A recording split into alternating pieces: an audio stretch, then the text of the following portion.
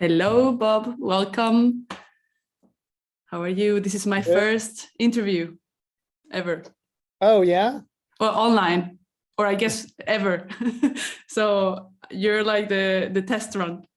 Yeah, I'm happy to be that. Yeah, I'm feeling like it's going to be a cool project and I'm going to enjoy it a lot. Like the prep phase was already really, really fun. So I'm sensing there something from this experiment is going to come up. Let's see. Sounds good. Sounds good. I have no idea Nice. what you're using it for. So go for it. Let's see. I'll tell you. Okay, so I'm gonna go ahead and introduce you, and then we start from there, if you're fine with that. Sure. Okay, so Bob, you're a teacher, you're a mentor, you're a published author. You have published 3 books, but not only that, you have published tons of blog articles, short stories, essays, poems, screenplays, comics. You're a fanzine creator. The first one you created was 16. It was a spiritual punk rock zine. Mm-hmm.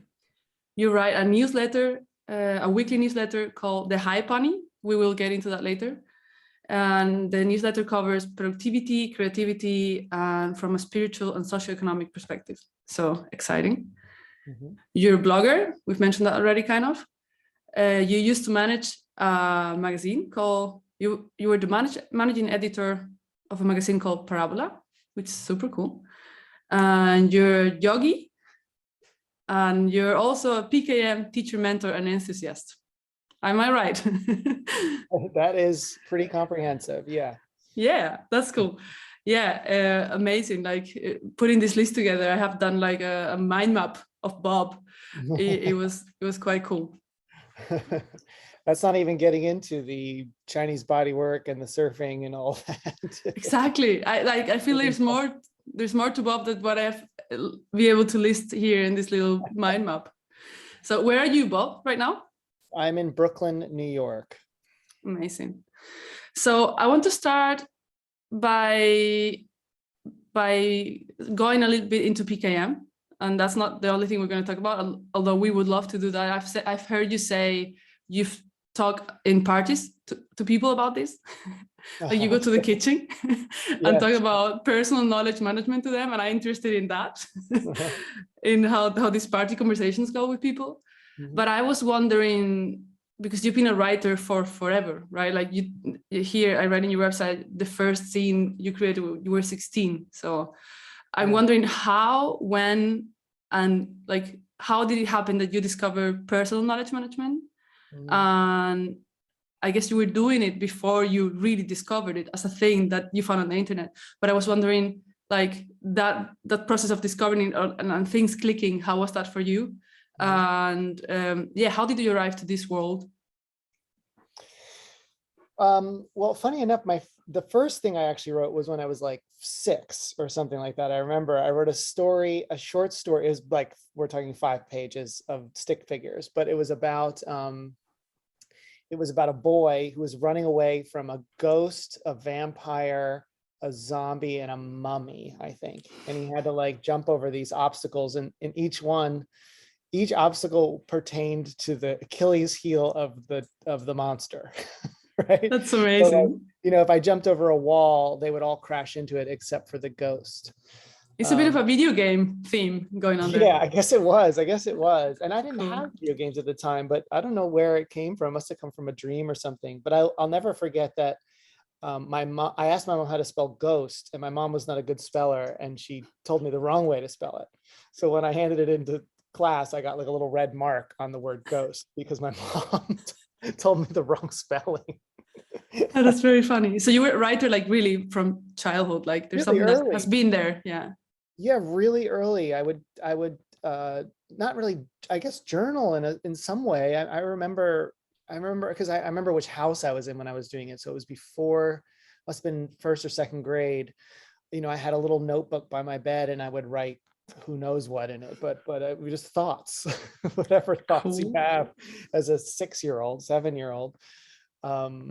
So yeah, I had been doing that for a long time, and I guess, jumping way ahead, how I came, or at least jumping to when I started writing more actively writing online and stuff. And you know, you create systems to fix problems, right? That's where they develop from originally. It's like you have an issue and you need to fix it. So I had very rudimentary workflows. You know, I basically, it was Google Docs, folders, and titles, you know, the bare bones systems, really. I had no knowledge or understanding of like note tracking or note linking or really anything with notes. To me, notes were just like jots. You know, jotting down something, right? Like analog, like in notebooks. Yeah, notebooks. And I kept a lot of Moleskine notebooks. I still have those. I don't use them anymore, but I certainly have lots of those, just like a whole shelf of them, just kind of filled with stuff that will never see the light of day, and probably didn't. It's not so great. But you know, but it's all there. And that's, you know, I would periodically go through those and mine them for stuff. You know, if I wanted to work on a writing project, I'd go through and just look through them and see all the thoughts I had on that subject and rewrite them, you know, or retype them. So it wasn't really until I started hearing about Zettelkasten a few years back that I even thought there was even a world for this stuff. You know, I just thought we all made it up. And frankly, I think most people do just make it up. You know, none of the writers I know do PKM, at least to the degree that we do, or they don't really think about it so much. They have their system and that system works for them. But for some reason, I just got really intrigued by Zettelkasten and really, I was absolutely floored and horrified by the idea of not like no folders, and you don't link things based on topic, you link them based on context, or, you know, these more interesting, maybe even more intuitive, seemingly counterintuitive, but ultimately intuitive ways of linking and organizing things. And that was really shocking. It was a shocking thing. I thought it was like blasphemy. But I was super addicted to figuring out what it was. So I wrestled with that for a good month or two every day, trying to figure out what that even meant. I mean, I could see, you know, and then eventually I got Sonke's book, How to Take Smart Notes. And like many other people, that was sort of a door opening. But you could see the notes in there where I'm like writing, so wait, there are no fold, like, you know, I'm clearly not getting it, right? You're wrestling with it at least. So that's really what introduced me to the idea of PKM, was that. So that was a few years back now. And that's where that kind of started. But like you said, before that, I had written books and plenty of blogs and all that stuff for 20 years without that stuff. So exactly, that's what I'm really wondering, like, what happened before? Like, you were a prolific writer before this stuff. It's like, I'm wondering, who doesn't need a PKM system? Nobody needs it, right? I honestly believe nobody needs it, because you can, if you want to do something, you will figure it out. I mean, we're very industrious people, we humans. So you don't need that, but it is for people who already have a practice and already have a drive and are already kind of invested in it. I think PKM sort of gives you like a lens to look through. It gives you some tools that can be extremely useful and very helpful. But I would never suggest that anyone needed this to do. You have to just want it. If you want to write, write, you know, and you write a lot, and figure it out. And the best systems are your own, to a point, right? So, you know, I had my systems, but I am highly indebted to all the new information I've been taking in, because it's been extremely helpful to it kind of gives like some, I feel like PKM, it's like high octane, you know, it's like better gas or whatever, you know, whatever the ecologically sound equivalent would be. Right? That's so cool. Nice metaphor there. It gives you like better wheels, it tunes the engine up. It does that, at least for me. But yeah, you could live a happy life writing with never knowing about a second brain. That's for sure. What do people say apart? It's like, leave me alone. I don't want to know what note taking. Or what are the like answers you got? Or your girlfriend, you told me you talk a lot to hear about this. Geez, I drive her crazy with it. But, you know, I mean, at parties and stuff like that, or out in the world, it usually comes up because people ask me. I actually don't really offer it so much, or any of the stuff. You know, I'm pretty chill on that front, self-promo front. But people inevitably ask, like, what do you do? What do you, you know, I say I'm a writer. And what do you write about? Well, I write about all these things. And inevitably, one of those things is PKM or Zettelkasten or this.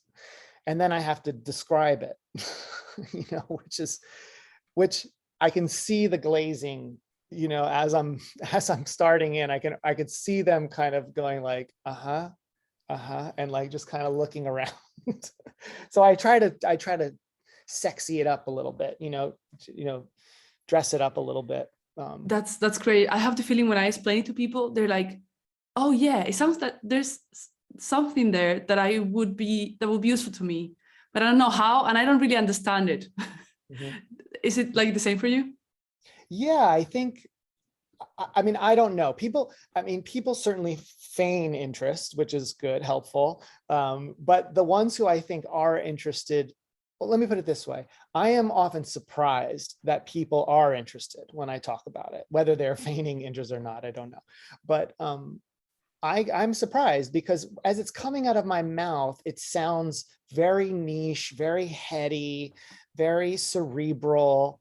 And while I can be cerebral and all those things, I actually like to think of myself as a pretty earthy person. So I try to kind of ground it somehow. And it turns out people are interested in this stuff because everyone's trying to manage the bombardment of information. So I think when I frame it that way, which is, you know, I work with how we take in, organize, and express information that's coming in, like how we handle information. I talk about it in those kind of terms. In that way, people get very interested because they feel the same way, right? They feel like that's happening to them, or that they're not able to do that. That's so cool. Yeah. I'm wondering how is it for you to be so close to a topic that is very meta, that is like explaining how to do something, like how to build a system to do other stuff. And I know you also write about many other topics that are not only PKM, but how is it for you sometimes to be like in this shallow, I'm saying shallow, not shallow, but like meta world of productivity systems? Well, I mean, I really do come at it, you know, from a use case. Like I come at it from like a workhorse perspective. I don't come at it from like the theory so much. I sort of did the theory in grad school, and I'm all for critical theory and stuff, but my theory I'm not interested in the systems theory. I'm not interested in like theories of the mind. You know, I do like spiritual work, and I have those already. You know, I already have my take on that, and I already have that sort of like theoretical stuff. I already have. That's a separate subject for me. For PKM, it's really it comes out of GTD for me, right? I guess, you know, going back even further, my first real interaction with this was with getting things done, like so many other people. I didn't know that was knowledge management. I had no idea that was even related. And I guess in some ways it is, and it isn't. But so I'm part of that. You know, I think about this stuff in terms of like what works for you, just how do you get it to produce, you know, because I'm in my 40s now, and I'm going through the stage where it's like, I'm done fiddling, you know, like I've fiddled my whole life with writing projects. You know, I have these books, and I've certainly written a lot, but there's a lot that just sits in boxes in the hard copy. It's like finished. It's all basically finished. It just hasn't seen the light of day. And I decided when I turned 40, I was like, all that stuff, or at least anything I create now, I create to put out. Like I don't create to just let it sit there anymore. I have too much of that. So that's how I experience PKM is really like getting stuff out, because that's where I'm at in life. You know, I'm tired of the backlog, you know, so yeah. Interesting. So you had a moment, like, although you had published books and stuff, where your expression was like you were leaving a lot of stuff like for you and not sharing it. And I'm wondering how that process, like you said like now I'm in my 40s and I'm done with that. Like I'm wondering about that process of like deciding, okay, I'm now gonna publish even more, because you were publishing already stuff like or Mm. yeah. Yeah. Well, it's hard to say, because when I was publishing before, it was all online, which a lot of my stuff still is obviously online. And it was very much blog form. I had a couple books that I had done. These are smaller projects, the books. They're not huge opuses by any means. They're smaller projects, but they're physical objects. And I think I differentiate between blogging, where I've written a lot. I've written probably hundreds of thousands of words blogging, but it's quick. I write those essays, those articles when I was doing it, write the same day, write it and it's out the day or the next day. And that was really helpful. That got my chops, like I call them my chops, right? Like that really trained me to be like in and out, in and out, in and out. What I wasn't so great on was longer projects that took longer, that were more involved, that were more than 2,000 words, stuff that was 30,000 words and 60,000 words, or even 10,000 words. Those projects would get bogged down. I'd over edit. I'd get mired in the editing phase, because I'm an editor by trade also. So I really love the editing phase. So it's those projects that were just sitting, and this isn't just writing, it's also music. I was in a band for years and years and years, and we put out a bunch of music, but I have hundreds of files of music, that just sits there. It's just so much, so I just decided I was done. I was like, that's old Bob. Like new Bob is output Bob. That's so cool.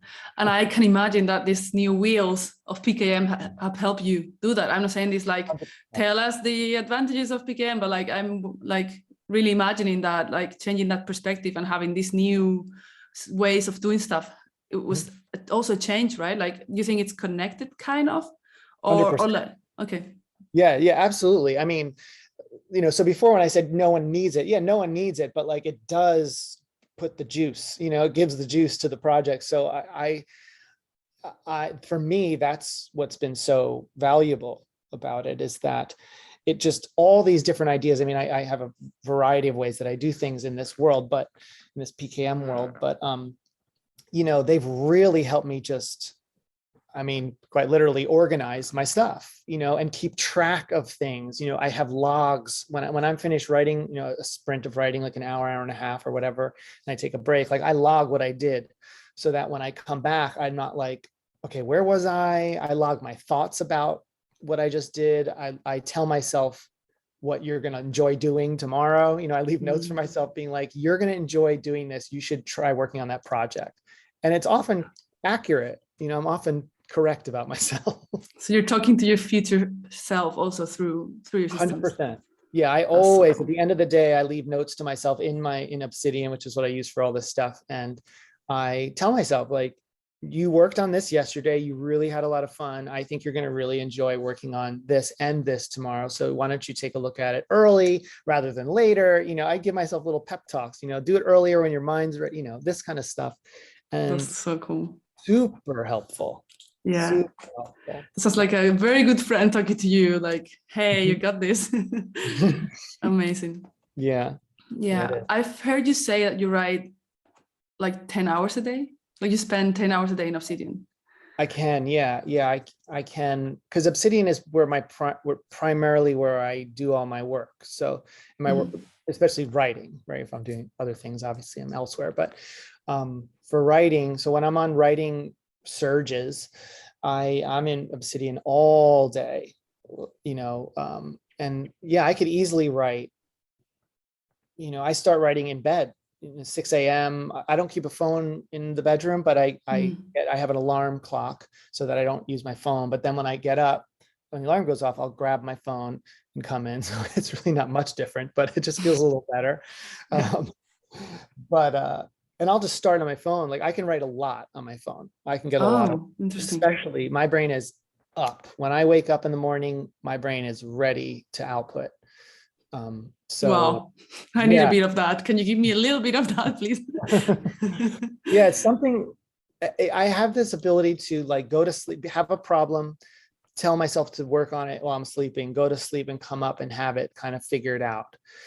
So whatever happens up there, that part is working. That's witchy. That's super witchy. I'm amazed. Very witchy. Yeah, it's very Yeah. witchy. So I'm hearing like if you have these writing surges, it sounds pretty lonely. I guess like writing is a very lonely activity, and that's of course can also be good because to be lonely is not to be alone is not a bad thing. But because you're also a teacher and a mentor, I'm wondering how both this writing and teaching worlds inform each other and how that's connected for you. I wonder if like this teaching is like the community part of it for you, like connecting all of the things that you think and then teaching and talking about them with people. And I've seen like we're both part of the Building a Second Brain community. You're a mentor there. I'm also teaching and I've been part of it for a while. And I'm wondering, well, I've seen you super active on Circle in our online forum. Mm-hmm. I'm amazed, like I cannot keep up with your rhythm of like answering to people and like giving ideas and stuff. So how is that like, that's also kind of writing, but how is that teaching and writing, how like both worlds connect to you, or like, yeah, tell me a bit about it. Well, I can start by saying that when COVID happened, I sort of switched gears and went more into just writing. So like I said, obviously I've been always writing, but I really took it as like, that's what I'm going to do now. Because I was working as a massage therapist and running a yoga studio and teaching also at a college, teaching Chinese bodywork in a college in the city. So I was very out and about, right? Every day, 6 days a week at least. So to switch to writing, it was fantastic and fun because I had never really devoted that much time to it. But you're right. I mean, it is a lonely practice. I don't feel particularly lonely, but it is definitely solitary. So and my girlfriend was recently like, she was like, your inner world is getting huge, but your external world is getting narrow. She's like, you got to watch out for that. And I was like, no, you're absolutely right. So now I like take every opportunity to go out. You know, she's an interior designer, so she's often having to go and like, you know, go to events and things like that. And I tag along to all of them, right? And I end up talking about PKM to everyone. Oh, So what a joy. like interior designers and woodworkers and furniture makers, and we're talking about, and they love it. I mean, they have projects they need to work on, right? So we could talk about that stuff. So I make sure to balance the 10-hour work, you know, writing work days with making sure I go out. I make sure I wear clothes around the apartment. You know, I dress up. When I take a shower every morning, I dress up. I be a real human being at the desk.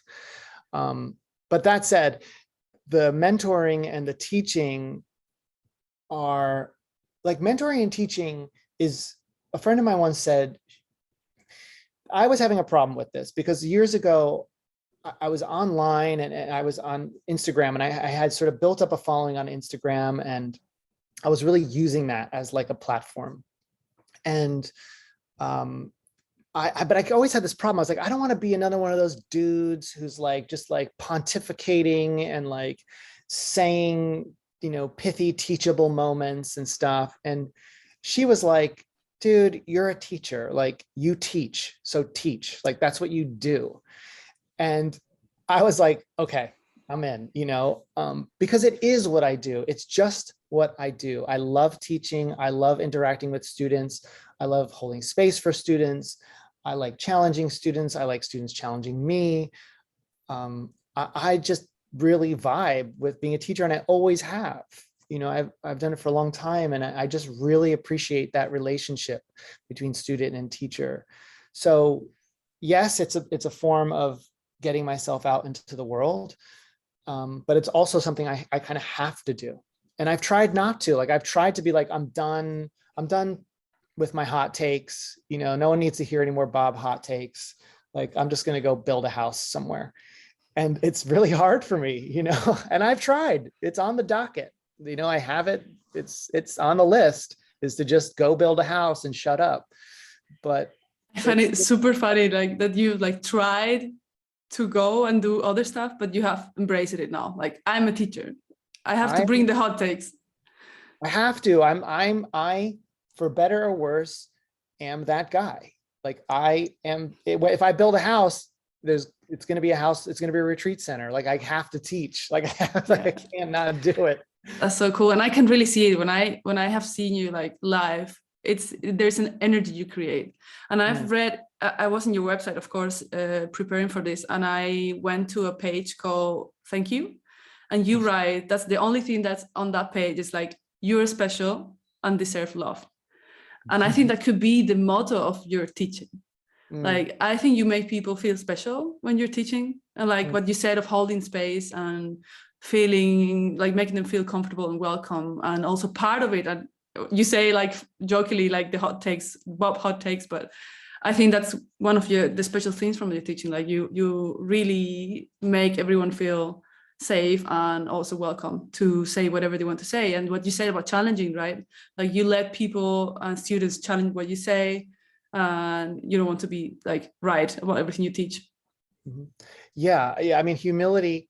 I like to say that like I am perfectly fine with having very strong takes on things, because the High Pony, the newsletter, the title refers to this, because I also recognize that like I'm one in what 7.9 billion now people. So I feel okay being like, I feel strongly about this, but I also want to hear why you feel strongly about this. Like I'll always end with love. Like I will always hug at the end. I'm very Tory in that way. You know, I love making up, but I also don't mind scraping it up, you know?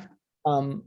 And you know, it's good to hear that that's what comes through when you've seen me teach, because I really feel really passionate about that. Like, and I also really want people to, like, I noticed this in more in physical spaces, like when I'm teaching at the college, you know, people are so nervous about being wrong.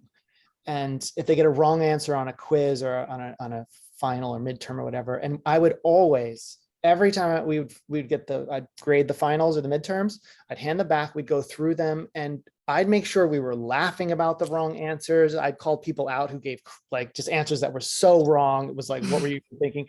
And like bring that into the room and show them that like, we're just wrestling with information. It's not, yes, it's wrong, but it's also like wrong can be such an amazing opportunity for everyone else to learn and for you to learn. And for, you know, it all just becomes part of the process, right? So for me, that's what's most important, is making sure that all of this, all of our dynamics in a classroom setting can become part, even boredom. Student is bored, can bring that into the discussion. You know, all of it is part of it. So I think people hopefully feel that through that process, they feel included, because even the ones who don't even want to be there, that sentiment is okay to have, like is includable, so to speak. I love that. That's so cool. Yeah, I love that. Yeah, I'm wondering like the sense of community. You've like, let's talk about your newsletter now. You just mentioned it, the High Pony. So I would like for you to tell about the name of it and how it came to be. I've heard a story already. And then I have more questions. So the name comes from my girlfriend and I being two assholes at one point. Okay, we were being two jerks. We were in Guatemala. We were staying at a hotel, and we were up like in Guatemala. It's very beautiful, obviously, and places you can stay are often very beautiful. And there's a lot of outdoor space. So we were up on like this roof deck having breakfast, and there was these two guys there. And they were like spiritual guys. You could just tell from a mile away. And we were being jerks. We were just to ourselves. We were just like, you know, doing this. And we caught ourselves, you know, we knew what we were doing, and we're just not being nice, right? And we were talking about like the need to be able to vent, but vent in such a way that shows your humility, that like you're just, you need to speak. You need to be able to speak. You can't just, even if you have thoughts that are not nice, somewhere they've got to be processed somewhere, whether it's your therapist, your friends, and that's what close friends are for, is where you can be like, okay, out there I'm like this, but between you and I, I'm like this. You know, you need those moments. And we called it getting on our high pony, because getting on your high horse is when you think that all those things you think are actually like the way it should be, right? And so you kind of put yourself really high up and you're in this vantage point that's very removed. When you're on your high pony, you definitely think you're right, but you also know that your friends are going to make fun of you for it, right? Like my friends and I, we like really wrestle and we're constantly joking with each other and spoofing on each other and stuff. So you can only get so high because your friends are always going to be like, you know, what do you do? Like, you know what I mean? Like, stop being pretentious. Yeah. You know, friends are very quick to do that. So the high pony is like a safe place to be. You know, it's where you can feel certain things, you can feel strongly about them, but you can also realize that you exist in a context that's much more complicated than just your little world. So that's the high pony. The newsletter is, I call it that because it's my place to do that, to be that way. And I think people get it, and I think people appreciate it, which is nice. Totally. Yeah. I love these sections. And now that I've been subscribed for a while, I'm like, I know what's coming, kind of, because I know the structure. And I think that's a cool thing to have, like this familiarity with it, and see how it evolves in the sense of like which content you put in each one. And I like that. But let's talk about, like you send it weekly on Fridays. And I was wondering, like, the practicalities of it, like how much time does it take around, like, to write it? Like, I know it's going to be different every week, but like, talk about that a little bit. So this iteration, I've done a number of newsletters. This is the one that really stuck. And so I'm at about, I think this week is 67. So it's been 67 weeks of doing this one. So at this point, I kind of know the deal. In the beginning, it got me a little nervous because it took about 15 to 20 hours to get it out. Like it took a lot. It took a lot of time. I really worked hard on it, and I don't even know that it necessarily shows, to be honest, but I was definitely working with it a lot, you know, and there's a lot, when you start something, there's often just a lot of upkeep. You're tweaking things, you're changing stuff, you're thinking about it a lot. So it was up there. These days, let's see. I mean, my basic workflow is Monday, I reset the newsletter template because I use the template, like you said, it's always the same. I reset the template. I put in one or two things that I know have to go in there, like I have this section where I have this a link with no context that's in there, like a secret link or a bonus link, I call it. So that I'll put right in there on Monday. And throughout the week, I'm just capturing information. I have like my sources where I get information from, or where I find lots of useful articles. This sounds super good, like my sources, like a bit mafia. They are, you know, I believe in that, you know, writers, especially reporters and people who are on a schedule, you know, you have your source. Sometimes people are like, hey, can you give me a list of your sources? I'm like, F no, man. Like that's, you know, I worked decades to get these sources. Like no way. It's like I treat it like an Italian grandmother. Like I come from an Italian family, which is like, yeah, I'll give you the recipe, but I'm not giving you everything in it, you know, like figure it out. That's so funny. So yeah, I'm a little East Coast that way. So yeah, I'm happy to share stuff with people, but I have my secret recipe that I keep. Right? So I go to my secret recipe and I mine it for stuff, and then I just start capturing. It all starts filtering into the system, right? So quotes and things like that. So I guess to answer your question, how long does it take? It probably takes me about, I'm probably working on it like 5, 6, maybe 7 hours a week on like a week that it's taking a bit more time. Yeah, because I write a lead, you know, I write a lead essay, which is a short essay, but I write something that can take an hour or two. Totally, I see that. Yeah, so then everything else.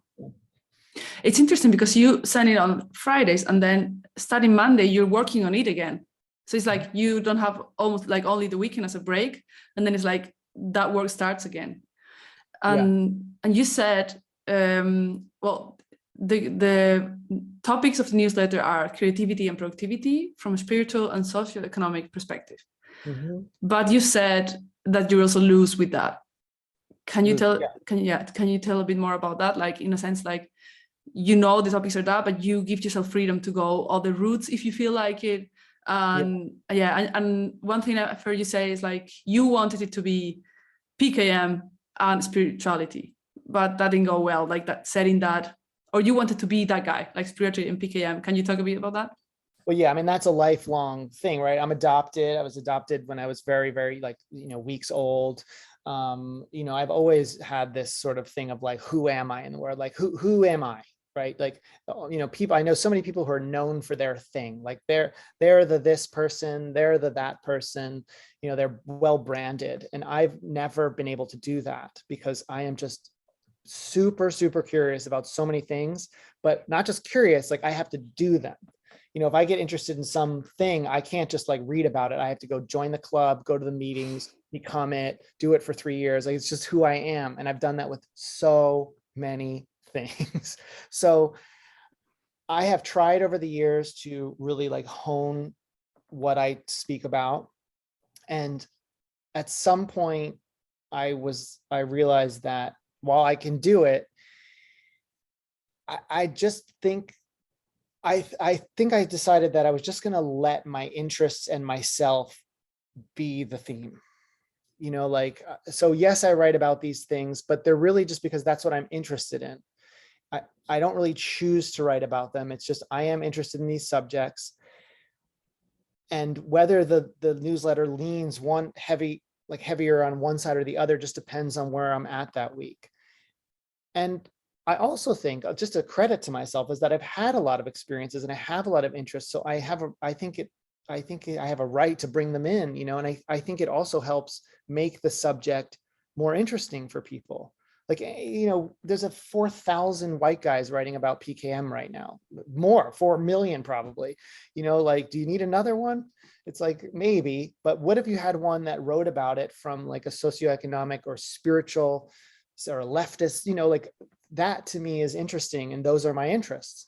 So I decided to just run with it. I'm still not there, by the way. I appreciate you appreciating the newsletter, but I'm still working on that to really feel like I'm free with my voice, because I still feel slightly hemmed in with it, but I'm working on it. It's coming, but it's slow coming. That's interesting that you said that. And I think if students from the course listen to you say that, they're gonna feel a bit free, I think, because if you say you feel you're not there yet, I think a lot of people and myself, I feel like, and what is to be there? Because it seems you're pretty established with that. Like, when I read it, it's like, oh yeah, of course, like, this sounds solid, right? I never feel that way. I'll be honest with you. I don't know that there's a single newsletter I've put out of the 67 where I was like, I nailed it. Like, I nailed the angle I wanted. It's a tricky medium, and it's a medium I still wrestle with. I love it, but it's tricky. I'm on a deadline, I have a week to get it all done and a week to connect all the different parts. And sometimes I feel like I got it, but a lot of times I feel like I just missed it, So I'm glad that it works. I think that's a testament to just the relationship between writer and reader, that the reader will fill in a lot of the gaps for you, which I think is great. But yeah, on my end, I'm a writer, so it's all process. That's what writing is, process. So this newsletter is also a process. That's yeah, that's perspective. Like, I would have never thought you would say like, I'm not there yet. But yeah, you said you're also in like close contact with your readers, that you do a cleanup of people who don't open the newsletter, and like every 3 or 5 months delete them, like, goodbye, see ya. What is that like getting emails from people answering to your whatever you've written, and you having to answer? That's also quite like time consuming, right? And I believe in that. I am a firm believer in writing to your audience. And I know a number of people that we all know in common who don't do that. And I believe in that. If your audience took the time to go out of their way to write you an email, you have to at least show some feedback. Now, okay, whatever. Everyone's got their workflow and their whole thing, but I grew up in like you did, I think, punk rock, indie, art, underground, subculture. Your audience is the only reason you're here. It's the only reason you're even have bread on the plate, you know? So I go out of my way to thank you, even if it's just thank you, you know, thank you for like, yes, I'll miss some things. It can't be everybody. And my audience is small enough still that I can do that like somewhat effortlessly. I have to, you know, like today I had on my to-do list, like respond to the emails. So I do it. I take an hour or whatever it is. But I really believe in that. Now, of course, someone's going to hold me to it and I'll forget to email someone back. But you know, Ian MacKaye is my example. Ian MacKaye, who's the singer of the band Minor Threat, the singer and songwriter in part of Fugazi, you know, seminal punk band, probably one of the most visible, seminal punk bands in the entire, certainly Western world. And he writes back to everyone. He told me, he says, I write back, you know, that was 15 years ago I talked to him, but he was he's probably more popular then than he is now. So more well-known.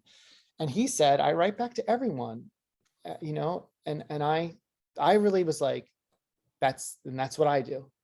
That's what I do. So yeah, I make a point of it to do that. And that's why you're talking about circle. If someone mentions my name, I have to touch it. If I see it, I have to touch it and let them know that like, we're here together, that I saw it and I appreciate it, even if it's just a like. Yeah, I see that. There's that humility to that, right? Like what you said, like acknowledging that people are taking time to read your stuff and talk to you and mention you. It's so important because people don't understand, even at the level of like just being a mentor. We look up to people. I looked up to the mentors that I studied with. You were a mentor. I looked up to you. I was like, well, Gia's doing this and wow. And like, you know, and if you wrote me back, I remember I wrote you about something, you know, whatever. And you wrote me back and I felt good. I mean, it felt really good because it felt like this person who's doing something that I appreciate saw me.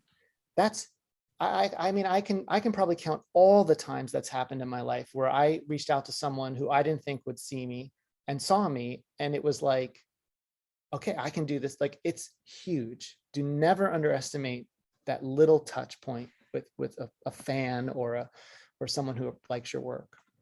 I really like that. Somehow it feels right. Right. Yeah. Nice. I have a question in a similar direction, and you just mentioned that we come from the same place, like kind of this indie left artist world, and I'm all up for that. And I think we're both activists in different ways. And I wonder, how do you live with the creator economy and this activism part of you? Like, how do you make peace with that? And how do you embrace, because I see you embracing the creator economy in your ways, of course, but I think I'm not there yet, that I have embraced this, like, I put myself out there and I can do like 5 tips on how to blah, blah, blah. I just can't, I'm not there yet, but I see the benefits of doing that in some point. So yeah, I'm wondering about that. How do you navigate that world? Right. Well, I mean, I like I said before, you know, at some point I kind of made a decision that it's okay to speak. You know, it's okay to say things with a period at the end of them. Like, I just decided that was okay. You know, and not everything has to have a question mark, because, you know, I had a teacher in college who would always like cross out if I wrote, in my opinion, or, you know, I believe, and he's like, don't underestimate. He was like, you're treating your audience like they don't know this is your opinion. He's like, you're treating your audience like they're immature. Your audience is mature. So you don't need to tell them this is your opinion. They know it's your opinion, right? So, you know, that was like a hard line take, but I've always kind of kept it in the back of my mind, which is like, I don't need to always be like, hey, I know you may have heard this and I don't, it's like, you know what I mean? We're talking here. So I think I, at some point, decided that was okay. But I talk about I talk in the world of some of the stuff you're talking about, like progressive politics and things like that. So what I say is informed by those issues, the issues that come out of there. How it relates to the creator economy. I mean, the creator economy is just a cycle. I explained it in the first class I taught this time around, which was the creator economy at its very basic is inspiration that you capture, that you reinterpret, that you express it, and it becomes inspiration for someone else. That's what it is. Whether it's monetized or whatever is up to you and your abilities, your access, your mobility, all the things that inform all that. But ultimately, that's all it is. It's just a cycle, So I just participate in that cycle, and I feel that that's okay, because I have been so inspired by so many writers and so many thinkers and so many activists and so many revolutionaries and so many people that I want to feed back into that. And I hopefully I do that in a way that's respectful and honorable and funny, humorous, and that's how I fit in. How to monetize that is a whole nother discussion. Please let me know. Please let me know. I'll message you when you find out. I'll message you when I figure out. yeah, that is the question. Yeah, I propose we now get geeky and nerdy about PKM for a bit before we finish. Sure. And then we'll finish with something a bit more like in the direction of what we've been talking up until now, which this is the most interesting stuff to me, like to talk about Parazetgassen. It is also very cool, but the other stuff is like that's the things I want to know. But yeah, we've talked a bit about this already, and I am really interested in your take that your Zettelkasten is an area of your para system. Mm-hmm. Yes. Tell me a bit more about that. It has no end date, needs to be maintained. That is the definition of an area. and a Zettelkasten has no end date and needs to be maintained. I mean, if anything has no end date and needs to be maintained, it is a Zettelkasten. Right? Yeah, but on the other side, I think like para is also a Zettelkasten, or it can be like with another purpose and in another way. Of course, it looks different. But like the workflow of para can be similar or parallel, let's say parallel better. It can be parallel to a Zettelkasten in the sense of like, it's also like output related. You put something out that's made with projects. You also have projects notes in the Zettelkasten, and yeah, you know what I mean? Sure. Yeah, I mean, you can put it wherever you want. But I think that, Tiago's understanding of projects, areas, resources, and archive, which comes in part from GTD, which he's kind of translated into this new way of thinking about it. I think those definitions are really useful. I think the definitions and the concepts are way more useful than the organization for me. I don't need to organize myself according to 4 folders. I don't. But the concepts have become fundamental to how I think about how I work with incoming information. So the definition of an area is very clear to me and feels very good. So my Zettelkasten is used for writing. Writing is an area of mine. And so is Zettelkasten, because writing is not only Zettelkasten. So yeah, they're both workflows. I mean, PAR is really not a workflow, it's more an organization system based on actionability, but Zettelkasten is also that, an organization system based on actionability in a way. Yeah, connections and actionability, both, right?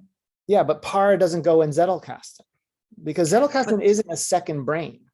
It's not a second brain. It's like a second brain. Like I think that's something people don't understand, is that Zettelkasten isn't a second brain. It's a part of your second brain. Your second brain, that's why there's no to-dos in a Zettelkasten. That's why where you put your keys isn't in a Zettelkasten. It's why, the map you're going to use to go to the party isn't in your Zettelkasten, because Zettelkasten is more refined, which I think is a good thing. It's much more narrowly focused, whereas para and other concepts of second brain do include that stuff, because your brain includes that stuff. But my brain doesn't just include linked atomic ideas. It includes all sorts of things, right? Yeah. So that's how I go about it. It's interesting because I think for some people, they probably don't need a Zettelkasten. They just don't, they just don't need it for their work, or they could do it for pleasure, right? But this distinction of like thinking about the building a second brain concepts and the Zettelkasten is like, they're kind of the same, but you could work with second brain and don't need a Zettelkasten. So I'm wondering, like, what would you say people that are wondering, do I need a Zettelkasten? What is this? Like, they get into all the concepts and they're like super overwhelmed by like, what system should I do? Should I do both? And I think that's like, it creates a lot of friction if you think you have to use both of them, or how to integrate them. I think it causes a lot of headaches. Yeah, I mean, I was just talking to Nick Milo about this, actually. Like, I refer people away from Zettelkasten probably more than I refer them towards it, because I'm like, what you're talking about, what you're looking to do isn't really part of it. Could you do it there? Sure. Of course you could. You know, you could use a car as a paperweight, but is it a great paper? Like, you know, there's things have uses, right? So I'm like, well, you should check out, you know, building a second brain, or you should check out Nick Milo's Linking Your Thinking. Like, that's what I hear a lot of people talking about and wanting to do. And I'm like, those systems are amazing. Nick Milo's system is beautiful. I mean, yeah, totally. Many times it's beautiful. And what Tiago has created is also beautiful. And so I recommend people do that all the time, because that's just what I can tell that's what they're looking for. The kinds of things they're trying to handle, the kinds of information they're trying to handle, it will fit much better there. And it's actually built for it. Even for writers, you know, Tiago's a writer. Tiago doesn't have a Zettelkasten as far as I know. He uses progressive summarization, intermediate packets. And what's the other one? The one with the archaeology or whatever that one's called, which is also cool. You know, which one? It's called like the archipelago. Or archipelago of ideas. Yeah, that's one of the concepts. Yeah. Yeah, he uses that, you know, to whatever degree he still does, and that works for him. The guy's outputting like crazy. So good, that's great. He doesn't need a Zettelkasten. Zettelkasten is like for people who want a very specific kind of relationship with their notes. It's very specific. And it's like an orchid, you know, like orchids need certain kind of care. Certain plants need certain kind of care, and a Zettelkasten needs a certain kind of care. It needs a certain kind of relationship that's not for everybody, and it doesn't have to be at all. Yeah, we're not Lumen, right? We're not Lumen, and yeah, you know, just people are different. That's why I push them in other directions so often, I find. Yeah, but it's so intriguing, right? Because when you hear Lumen wrote 70 books and 400 articles, it's like, and you see this like piece of furniture he had with all of these settles, he's like, I want to know more. It's like kind of magic, right? No one's ever read those books. I have one here somewhere. But no, I haven't read it. I say that facetiously. No one I know has ever read of Lumen's books, knows of Lumen, read Lumen. Yeah, totally. That's great. I mean, that's great. Like in Germany, Europe, social sciences, great. But like, no one knows them like they know, you know, Baudrillard, Kristeva, Irigaray, you know, like Donna Haraway. Like I have the writers. If I really want to look at what the writers I was interested in, then I could go look at their system. So to me, it's not so much like, wow, Lumen did all these things. It's like, yeah, he did. I never heard of any of them. And he didn't even write about it that much, that he uses Zettelkasten, so it's like, whatever. Yeah. It's like being asked, he's like in the 60s, 70s, and 80s being asked to write about like, where do you store notes? And he's like, what? All right, I guess I can write an article on it. He's like, I store them where I store them. Yeah, it is what it is. Look at it. I'm just talking to this paper thingies. Yeah. And I'm wondering, sorry, you said. I just said, but I love Zettelkasten. I really, when I heard about it, it was like, it just clicked for me. So for me, I love it. And I'm happy to introduce as many people as they want to it. Yeah, I love that you talk to people at parties. I'm wondering, are there any times or any moments where you thought like, this is not worth it?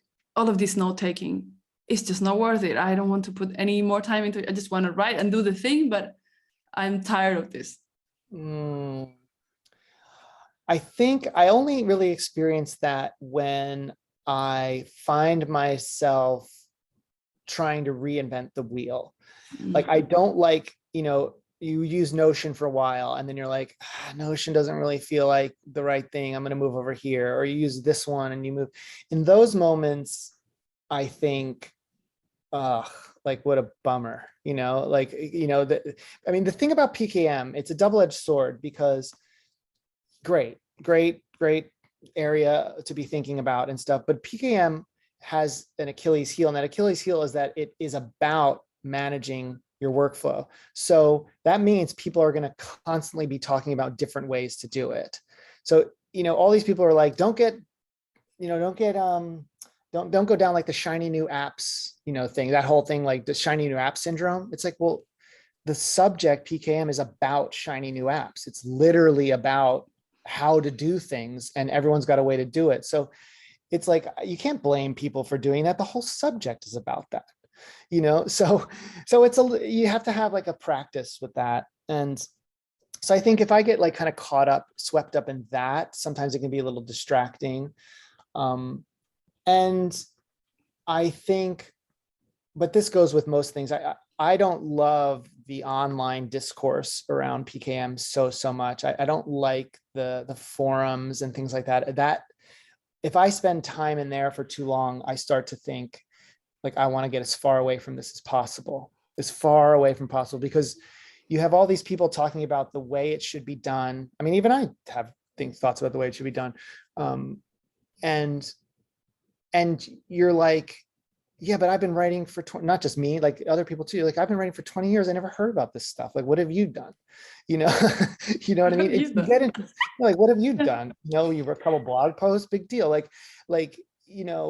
there's such this need, especially in the male community. Sorry, but that's just what it is. Like, dudes love to be right and love to hammer down on the way to do things. And I do it too. It's how we're socialized. And when I find myself in there, I don't love it as much. But as far as the stuff, the working material, oh no, never. Yeah, I think we're never traded in. It's too good. It's too good. That's so, yeah, I think we're right in the same page. Like, when I am also in those forums and those little nitty-gritty discussions, like, no, this plugin or that plugin, I'm like, run. I don't want to, like, I really get like an allergy, like a rush almost. I feel like I'm in a shallow kind of, like, where am I? I just want to write about this stuff that I like, or like do stuff, or like talk to you like right now. I just want to have conversations and create. So yeah. I mean, build on it, right? Wrestle with it, debate each other, do whatever. It's more about it. It's more the online experience. I mean, online creates this kind of environment. So, but when we're talking, you and I, or when we're talking in circle, we can have our hot takes and be building. Whereas in forums, it's often like you have your hot takes and you're collapsing. Yeah, I find a lot. So that's also the kind of the nature. place. Yeah, the nature of it, totally. Yeah, so. and I said we were going to be going for an hour, and I've like, how many questions? We haven't talked about fanzines. Go ahead. I have time. It's up to you. Okay, cool. Yeah, I want to know all about the zines. Like, that feels like such a cool thing that you do, that is kind of unique. Of course, you're not the only person that does zines, but when I have looked at them on your page, and we've been talking about doing one together, we have kind of started one on PKM for activists, and spoiler alert, I think we're going to finish that, but we have to. I've been so curious about zines for the longest time now, and always had it in my mind, like, I have to do a zine one day. And then talking to you, you're like, yeah, I've done like 1,000 of things, zines, they're here on my website, you can download it. Like, no way. Perfect, I have the perfect teacher for this. So tell what they are, and then whatever you want to go with it. So a zine is a homemade magazine. That's what it is. It's a homemade, low budget, typically, magazine. And by magazine, I mean that in just its purest form, neutral form. It's just folded pages stapled somewhere, typically. And for people who've never seen one or really know much about it, these were often found in subcultures. So different small little niches of culture.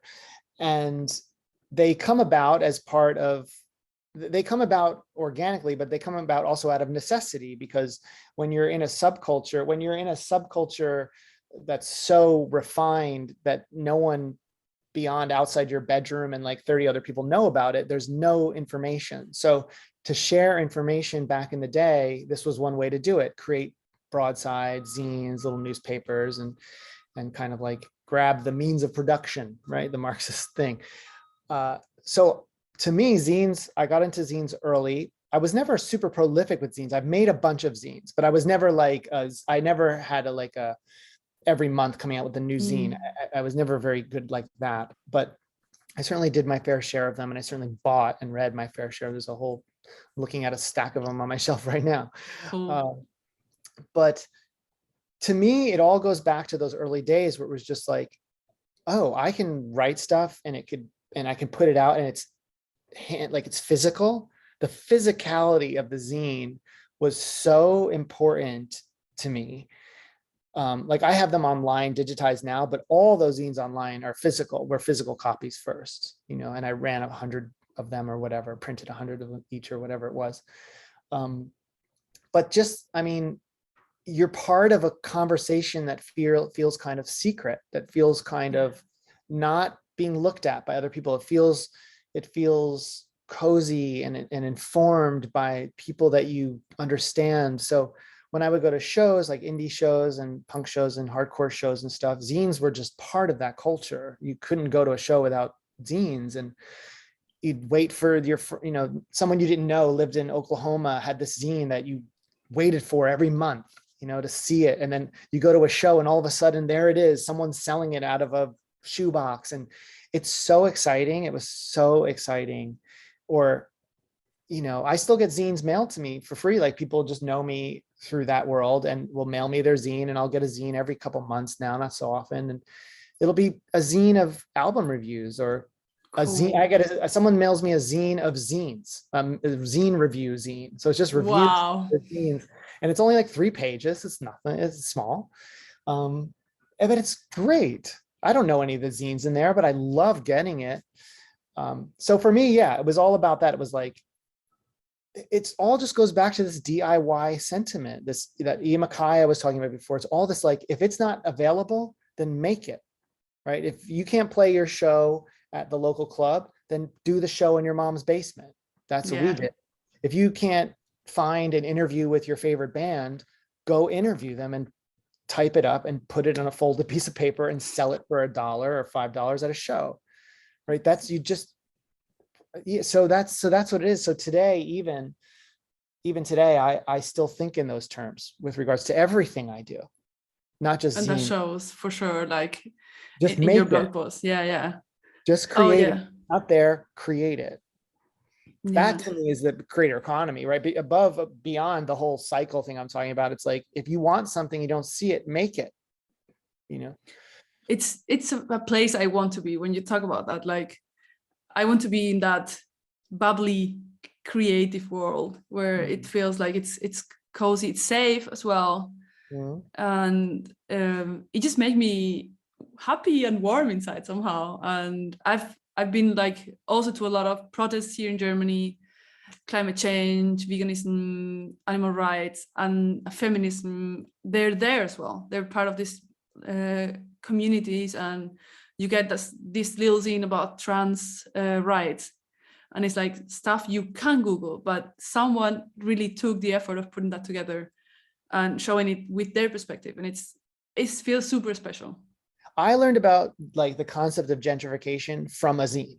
That's where I remember learning about it. I remember getting a zine many, many years ago, and it was like urban gentrification or something, and it was like a thick boy, and it was a big guy, and it was about gentrification. That's where I learned about it.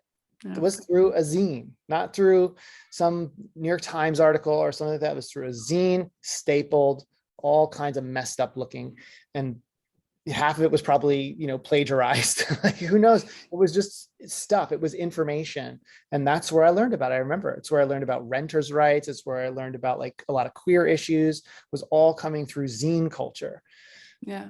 So yeah. I feel like I have the urge when I'm thinking about my zine or our zine or whatever, to make it beautiful. And I don't think that's the goal of it. It has to be a bit like street messy, kind of. Like it doesn't have to be perfect. I know that. But I have this urge of like making it beautiful, my way beautiful. Of course, I have my style, and I have a bit of that pressure. So I don't know how to handle that. Yeah. I mean, I am genuinely curious about your interest in zines and yet not having made zines. I am genuinely curious why that's the case, because they couldn't be more at your fingertips. You've obviously got the skills, and it could be a time issue. It could be a self-expression issue. It could be any number of things. So, I am interested in that. So we should probably talk about that at some point. Yeah, please. I need like a bit of unblocking on that, in that sense. Yeah. But that's so cool. Yeah, I think that's a great intro here. Yeah. And I want to finish with something I've read also on your website that I love, and I heard you talk about it. Physical body as a source of knowledge. Mm-hmm. And of course, you talk about yoga, surf, and stuff. And you were a massage therapist. You said, I didn't know that. Mm-hmm. There's always something new about Bob. you would never like, oh, there's something coming that I wasn't expecting. So talk about that, please. That sounds like right my alley as well. Yeah. Well, the body is a intelligent organism as a whole, and made up of lots of organs, right? And right down to the teeth. These are informed things, informed aspects of our body. They take in information. Some might even say they store information. They're in conversation with each other. So the body, to me, is very, very knowledgeable. There's lots we can gain from listening to it, and there's lots we can gain. Some people can't listen to their body for any number of reasons, self-inflicted or not, just traumas and all sorts of reasons. People might feel disconnected or some separateness from their body that makes the body difficult to hear, commune with, etc. And even that is information, right? Whatever it is, whatever your relationship is to your body, it is information, whether it's a very close, intimate, like mushy, I'm one with my body, or it's like what is this dying corpse carrying my mind, right? And that spans the spiritual tradition, right? The spiritual traditions have all of that, right? We are a part of and embodied. We are embodied versus we are actually disembodied. There's all that, right? So all of that is very interesting to me. And I find, maybe ironically, but I find that the stuff we've been talking about, PKM, second brain, this kind of stuff, and Tiago certainly touches on it, there is a physical bodily element to it. There is an aspect of listening to our body, listening to our responses to things. That's a part of that.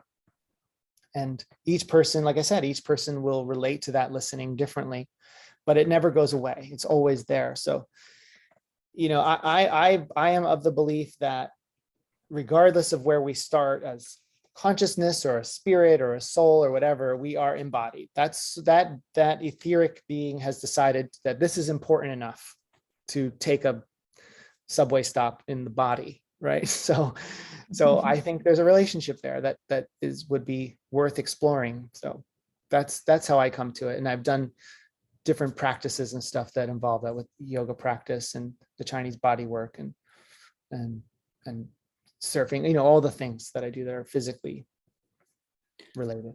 Yeah. When I think about information and like things that resonate with me, I keep feeling this sense of awe that really is like my eyes expand, and it's almost like I am, awe is the best word. Like I have this urge of curiosity mixed with like excitement and awe. And I really feel in my eyes a lot, like they get bigger, and I almost like, what? Wow. Like this yeah, the room gets also like dizzy and yeah, excitement and awe. What is it for you when you feel like when you stumble upon something like you're, oh, this is cool? So two things happen. One is I sweat. I'll start feeling like my armpits will start to sweat, and I'll be like, oh, like certainly when I'm debating someone, or when I'm just getting excited about something, like all those are kind of forms of excitement. Even anxiety, you know, all of it's kind of forms of reinterpreted excitement, kind of, in a way. You know, I'll feel that in like sweating experience, but I also, I notice when I stumble upon something that's new, that I, like maybe not new, but that's really touching on something I want to be doing, or that's a really great idea or something, I almost can't finish experiencing it. I have to go now do my version of it. So when I was writing a lot of music, this happened a lot. You know, I'd hear someone be like, oh, you got to hear this band or whatever. And I'd hear it and I'd be like, oh my God, this is amazing. And halfway through the song, I'd stop, get my guitar, get my recording equipment out, and I'd just be like off and running, because the inspiration was so strong that it was almost like I couldn't hear too much of it. It was like a phantom limb or something. Like it was like uncomfortable. It was like, this is too me. I'm hearing myself, but it's not me. So I just shut it and just go. And I do that with writing too. You know, if I hear someone has an idea or some take that triggers something in me to respond or do it, I almost have to stop reading it and just go. So I physically kind of change directions and stuff. Yeah, that's so interesting. And with music especially, it feels like you're answering to them, because music is a lot of question answer when you compose. Yeah. And when you're like listening to something that has to stop, you're like writing the answer for them, kind of. So that's so cool. Great way to put it. Yeah, that's more what it feels like. Yeah, you're right. It really is like a conversation. It really was like they would like hit a tennis ball at you and you're going to hit it right back. Yeah, that's what it sounded. Yeah, like you had to really stop because you had to catch that ball and bring it to the other court side. So yeah, it's very amazing. Exciting. Oh yeah, Bob, this was amazing. What a first interview. I'm glad. Yeah. Like of course from your side, like I also felt very comfortable. So I think we can check first interviews. Like yeah, I hope people like it. I like it already. Yeah, I'm into it too. Yeah, it felt really good. You did a great job. Great job. Thank you. That's what you have to say now. There's no other way. It's like, this was awful. Oh, it was fantastic. You did perfect. Yeah. I mean, interviewing is very hard, and not everybody is great at it, to be honest. You know, and you're good at it. You have a knack for it. So I'm very curious, so I think that helps. And I like practicing the listening part, because as you said, I'm also teaching a lot and showing people my stuff and giving my take on stuff. So it's great to just like, hey, what do you think about it? So I think I'm going to be a fan of this and continue with the other mentors for sure. And then let's see where it goes. I would love to do stuff in Spanish. So. Oh, right. Yeah. Yeah, definitely. Nice. Maybe we'll do round 2 on new only PKM or something like, let's see. Okay. I'm always down. Cool. I'm always down. There were really good interviews I used to listen to where it was kind of a reoccurring thing. Like these two people would just get together like every month or something, or like twice a year or whatever. And it was like, they would always just meet back up and talk about the same or similar subjects, but where they've come since then. So I like those things as well. Yeah, let's do that then. Yeah. Sounds good. Cool. Thank you so much for your time and generosity. Yeah, and Bob hot takes. We'll take them. Good to hear. Yeah. Cool. Thanks, Bob. You're welcome.